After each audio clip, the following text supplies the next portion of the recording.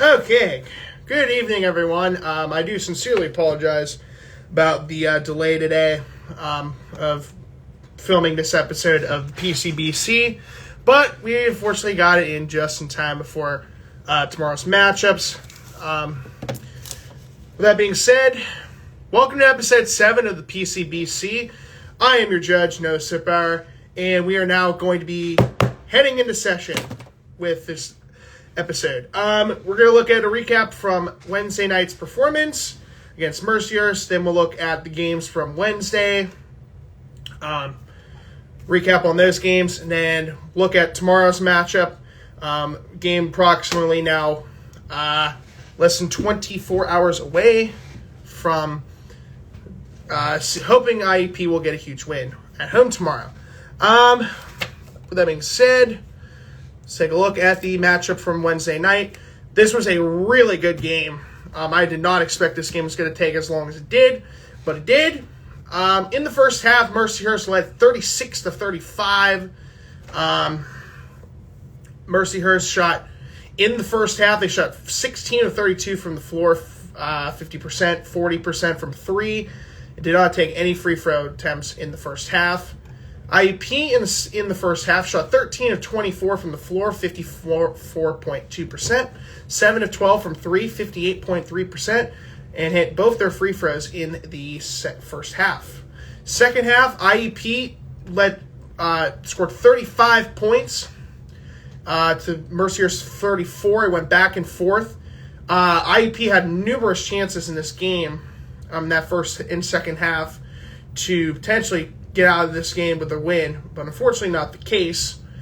In the second half, IEP shot 40% from the floor, 25% from three, and 12-18 from the free throw line at 66.7%.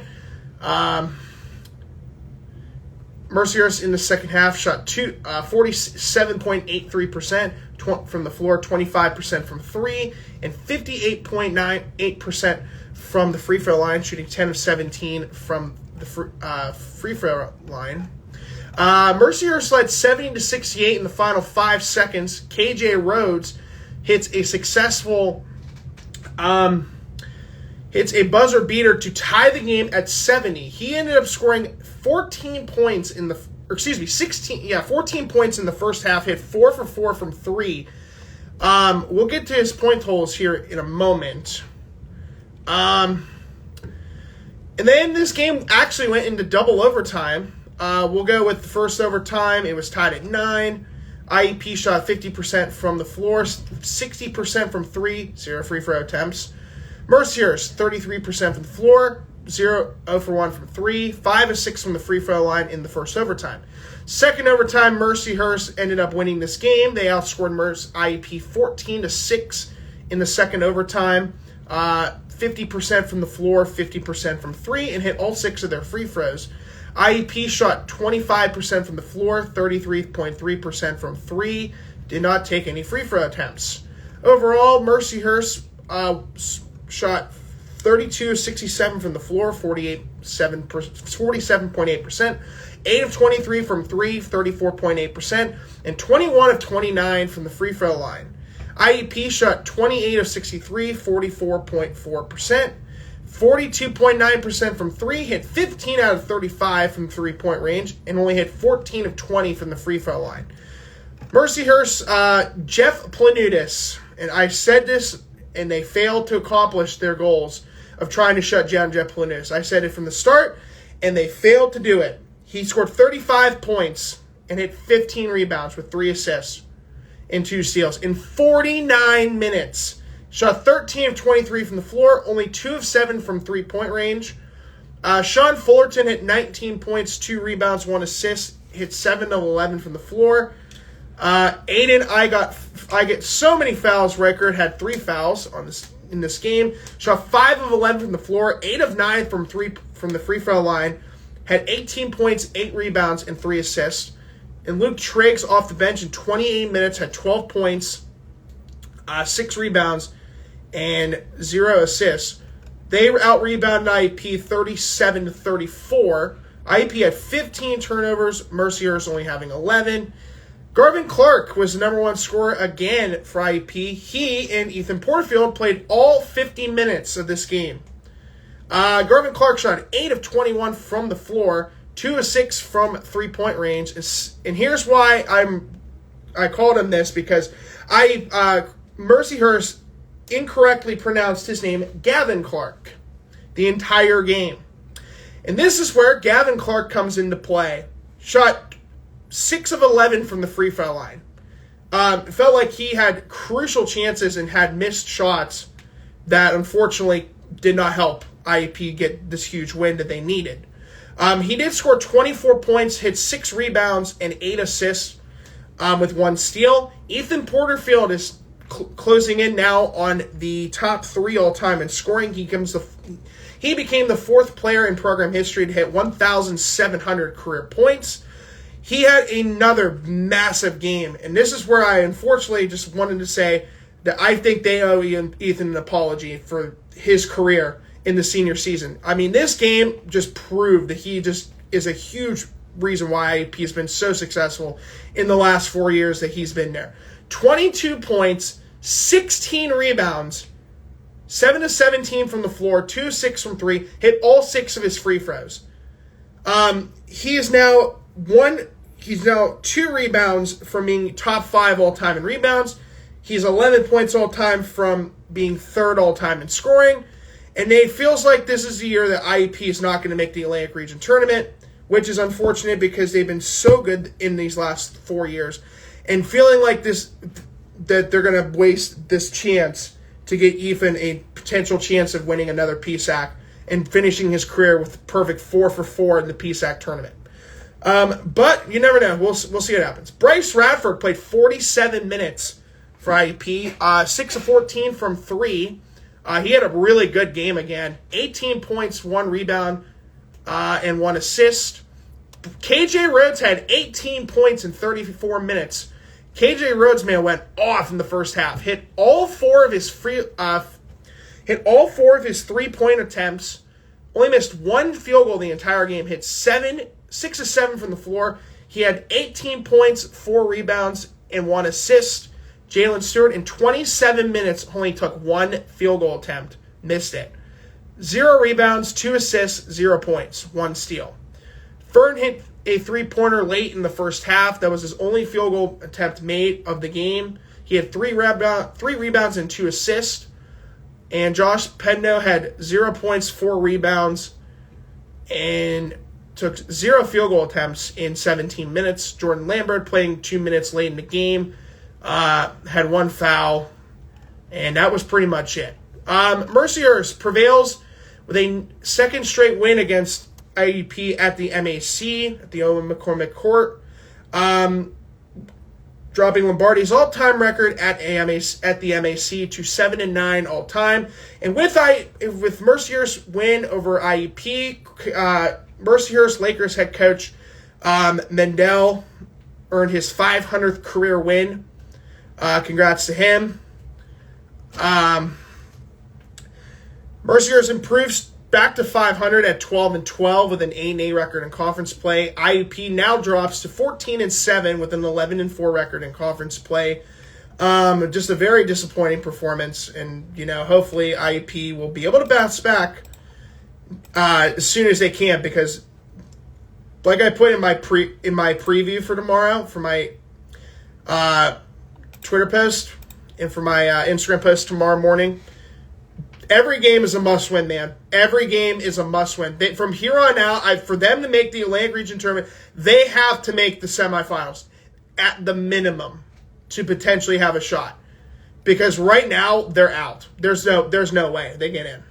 They have to win out. They have to go on a 7-game winning streak and beat Cal in their penultimate regular season game before facing Clarion as their senior night game.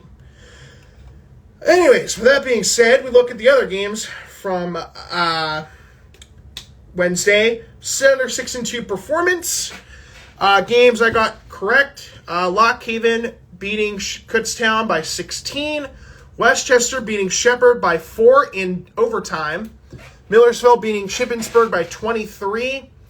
Clarion beating Pitt Johnstown by 24. Gannon beating Edinburgh by 42 points. And then IEP game's incorrect. Bloomsburg beating Mansfield by 4. And of course IEP losing to Mercyhurst by 8 in double overtime. So taking a look at the other games. Yeah, SRU did not play. SRU did not play. They play on Saturday.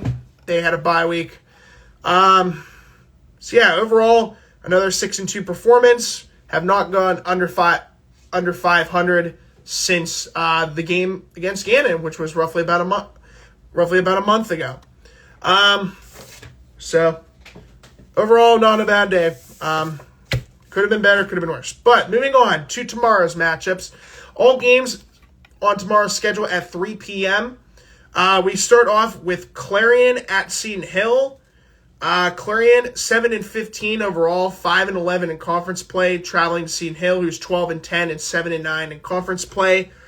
SRU travels back down to Cal. SRU won the first matchup between these two teams. Cal ranked 16th.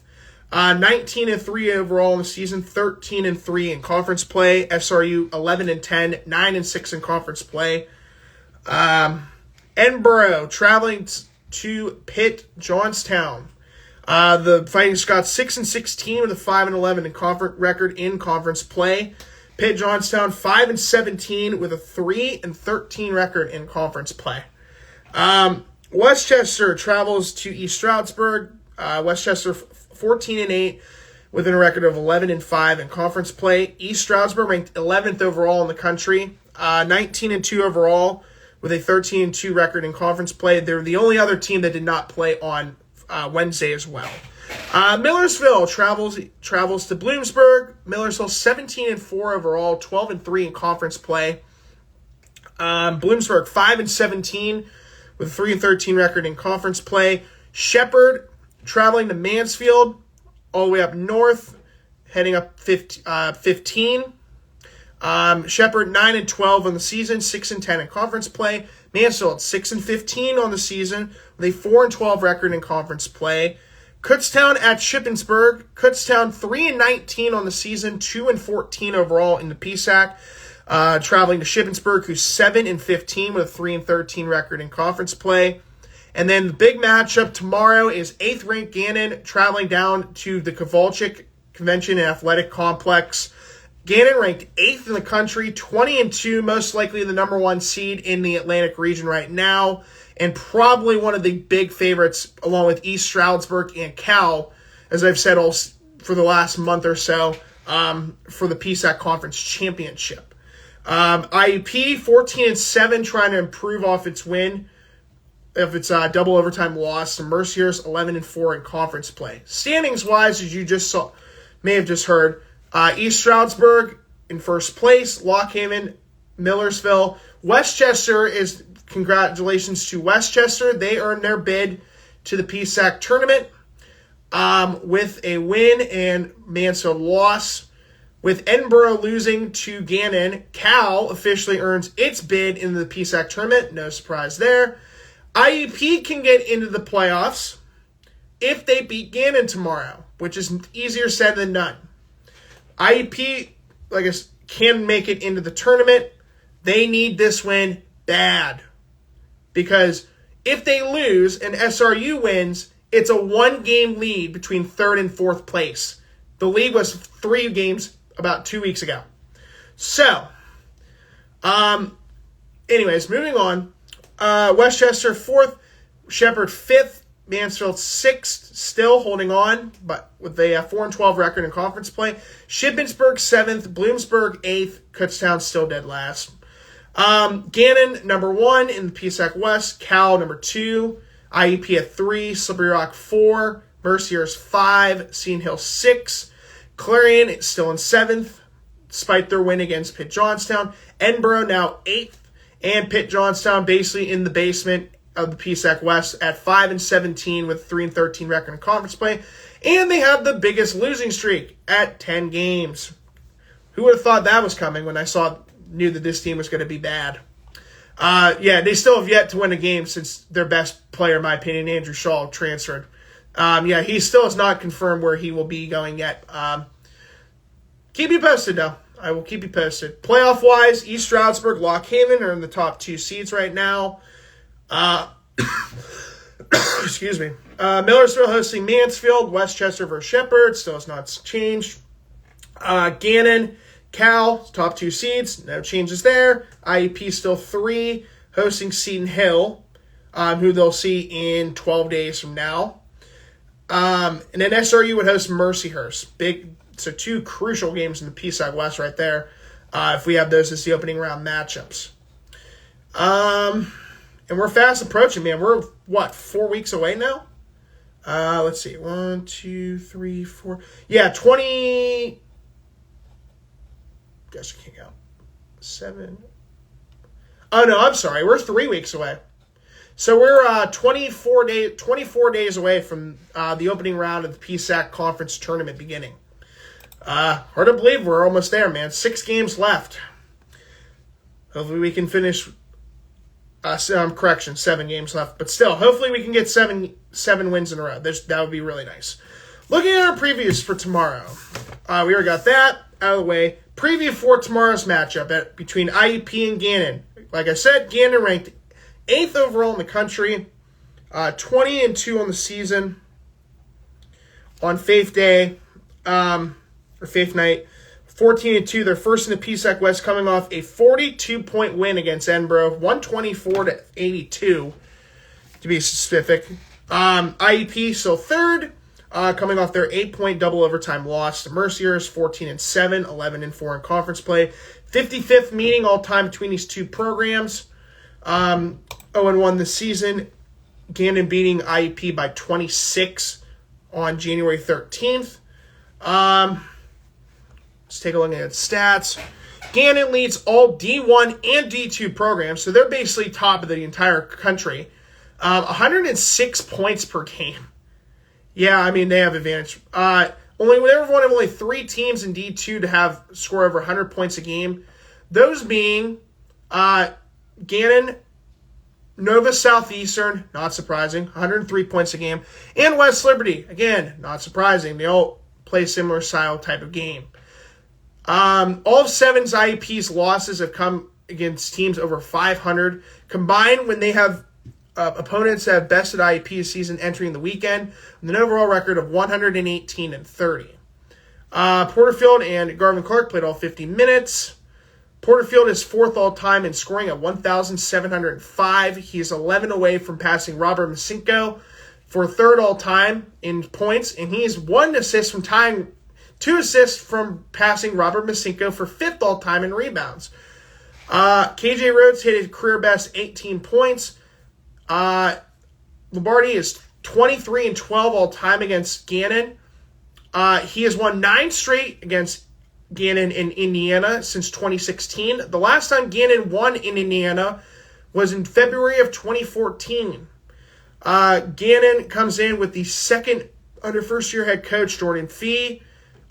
Second in the entire country with forces 23.6 turnovers per game. That's second in D2. And averages 13 steals a game, also second in D2. Since the beginning regular season conference play in 2017-18, 109-15, 879 winning percentage. IEP is 34-7, 829 winning percentage in February games since 2017-18. IEP's loss to Gannon on January 13th was the largest defeat for Crimson Hawks since a 24-point loss to Mercyhurst in January of 2012 against Mercyhurst. Since January 17th, Clark is averaging 24 points, 8.2 rebounds, 5.5 assists per game, 2.7 steals, and shooting 44.2% from the floor. Gannon posted its 20th win of the season. Joshua Mahafo, along with a low block with 20 points, 8 of 12 from the floor. Ernest Shelton had 21 points off the bench. Gannon is number 1 in numerous statistical categories. Fast break points, 27.5. Free throws per game, 22. Yeah, that better not happen tomorrow, especially if they're going to play ref ball on us. Second in turnover margin, 10.3. Offensive rebounding, 15, ranked third. In field goal percentage, ranked 10th at 50.5. Fee becomes just the fourth head coach in Gannon's history to score 20 wins in his first season. They already clinched a spot in the tournament with 6 games left. Porterfield stats, fourth in points, fifth in field goals made, but most likely could hit second very soon because he's 14 from tying Jacobo Diaz, 16 from tying Jack Crossan, and he's 24 from Derek Freeman, who's second on the list. 637, 213 career field goals, pointers made at 213. He's 17 from hitting fifth all-time. He has 2 rebounds from passing Robert Masinko for fifth all-time in rebounds. He's 11 points from passing Robert Masinko for third all-time in points. Career blocks, he is 6 from passing Darrell Webb for second all-time in rebounds.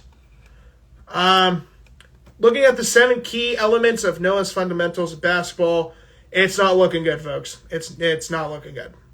Gannon has 6 out of 7 boxes filled. Yeah, this is not looking good. Gannon, 106 points a game. It's number 1. 71.3 points per game for IEP, 16th. The only box that IEP has advantage of is defense. 68.1 points per game, ranked 3rd. Gannon allows 84.5 points per game. That's 15th in the PSAC. Field goal percentage, IEP 43%, 15th in the conference. Gannon 50.5%, ranked 2nd in the conference and 10th in the entire country. Field goal percentage, Gannon's number 1, 38.5%. IEP ranked 11th at 33.9%. Field goal percentage, Gannon shooting 78.4% from the free throw line.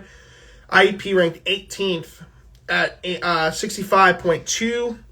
Rebounds, Gannon at 38.3 is ranked 5th. IEP is ranked 8th at 37. Assist to turnover ratio, Gannon 1.37, ranked number 1. IEP ranked number 2, 1.24. Their trio is led by, of course, the superstar Canadian sophomore Josh Mahafo, who is 4th in the conference in scoring at 20.2 points per game, 2.6 rebounds, 52% from the floor, and 32.7% from 3. Next up is 33 Lyle Timpton, 20th in the conference in scoring at 14.3 points per game, 4.1 rebounds, 57.1% from the floor, 35.3% from 3. And lastly, number 24, Zachary Hobbs, 12.5 points per game, 3.5 rebounds, 44.4% from the floor, 40.4% from 3. IEP's top 3 led by number 1, Garvin Clark. He has now surpassed Ethan Porterfield as the number 1 points per game scorer this season for IEP. Garvin ranks 9th all-time in 9th in the PSAC this season at 17.8 points per game, 10th in rebounds at 6.8, 42.1% from the floor, and only 26.1% from 3. Ethan Porterfield continuing to make history. 17.7 points per game. That's still his career best so far this season. He's ranked 11th in the conference in points per game, 2nd in rebounds at 9.4. 44.6% from the floor, 36.6% from 3. And Bryce Radford, who coming off his 18-point performance, is at 13.5 points per game, 1 rebound, 42.7% from the floor, 43.8% from 3. 3 keys of the game. Number 1, capital letters, huge home game. We all know what happened the last time we had a huge home game against Cal. Ref Bowl. Hopefully that is not going to be the case again. I feel like this is a game that is, I know it's definitely heavily favoring Gannon, but IEP, man, they have to win this game. This is a huge game for them. They cannot afford to lose at this point in the season. They just can't. 2, it's Erie Week Part 2. Part 1, fail. Part 2, hopefully we get a win because we need it. Number 3, play tough. We have to play physical, man. I mean, that second half against Gannon was the spark of something. Gannon, I think, was only outscoring them 38-35 in the second half of the first matchup. If the IUP can play competitive with them for 40 freaking minutes, this game's going to be a whole different story. This could completely change the outcome of IUP's chances of getting in the tournament. You look at their next 6 games after this. You got Gannon tomorrow. You got Pitt Johnstown on Wednesday. That's a winnable game. Edinburgh on the road. Could be a tough one, but I think that's a winnable game. Seton Hill at home. Winnable game. SRU. That's going to be a tough one, but I think it's a winnable game. And Cal, that's a tough game, but I think it's winnable. I see their next 6 games as winnable games after this. So if IUP can win tomorrow, they could go win their next 6 after this one. They have to play tough. They cannot play from behind. They can't be down by 20 at halftime. That's just not going to happen. That cannot happen whatsoever. Looking at predictions for tomorrow's games before our Wednesday Valentine's Day episode. Clarion at Seton Hill. I am picking Seton Hill. Oh, I forgot to mention. 95 and 100 since January 18th, or not January, December 18th when I started these predictions. Record of 127 games predicted. I've gone 95 correct. Still at 748 winning percentage. Barely. Still hanging in at 748 winning percentage. Hopefully I could get a big win tomorrow. Good 7-1 performance would be nice. Yeah, Clarion Seton Hill. I'm picking Seton Hill. SRU at Cal. I think Cal gets revenge. It's a home game for them at the Convocation Center. I think Cal's going to win this game pretty easily. I think it could be close. You never know. But I'm going with Cal. Edinburgh at Pitt Johnstown. I'm picking Edinburgh. This is one of those rare moments that I finally pick Edinburgh for once in my life. Pitt Johnstown, man. I think I had Pitt Johnstown winning the first matchup. And I think they lost. I don't know if I'm right or not. Let me check. No. Yeah, I picked Pitt Johnstown, and that's when Edinburgh put up 100 on them. That's right. But yeah, I think Edinburgh is going to win tomorrow. Westchester at East Stroudsburg. I'm picking East Stroudsburg. I think they're the safe bet to be the number 1 seed in the East. Millersville at Bloomsburg. This is probably my lock of the day. I'm going to go Millersville beating Bloomsburg. Shepherd at Mansfield. Sorry, Mansfield. I'm just really starting to lose faith in you guys. I thought you would at least have a chance. I mean, Mansfield has lost its last 3 games by a total of 7 points. Lost by a point to East Stroudsburg. Lost by 3. Wait, am I right? Double check. Mansfield. Lost by a point to East Stroudsburg. Very questionable call. Lost by 3 against Kutztown. Lost by 4. So, correction. They've lost their last 3 games by a total of 8 points. And it's just been unfortunate. They could have been 7-9 and already potentially in the bid for a playoff spot. Instead, they are not. So, unfortunately, I'm going to have to say Mansfield's going to still keep losing until time tells. Shippensburg at home against Kutztown. I'm picking Shippensburg tomorrow. I think it's going to be a good game. But, yeah, I think Shippensburg's going to win, finally. Finally, Gannon and IUP. Oh, what the hell. I'm going to give it my best shot. I know this game's probably going to be predictable. But I'm still picking IUP. Come on. Either I go 8-0 or I, have another 6-2 performance. Or potentially go 500 like I did the last time Gannon and IUP faced each other. I don't know. I guess I'm just going to have to wait and find out tomorrow. But time will tell. Anyways, that's besides the fact. Hopefully they'll win tomorrow. Crucial game. Luckily, the good news is I have all my matchups done. I just got to do my previews. I only have like 5 more previews left to write. I'll probably do that later this week, later on Monday. But anyways, that'll do it for tonight's episode. Thank you guys for being patient. I will be back in normal time on Wednesday. I just had a lot going on with my homework, so I kind of had to push this back a little bit later. But yeah, that's pretty much it for this episode. So hopefully IEP can be Gannon. That's hopefully the case. But we'll find out in about 20 hours from now. 20 hours from now. Anyways, that'll do it for tonight's episode of the PCBC. I will be back on Valentine's Day for episode 7 of this incredible series. Until then, case is dismissed. Thank you guys for joining. And we will see you on Wednesday for episode 8 of the PCBC.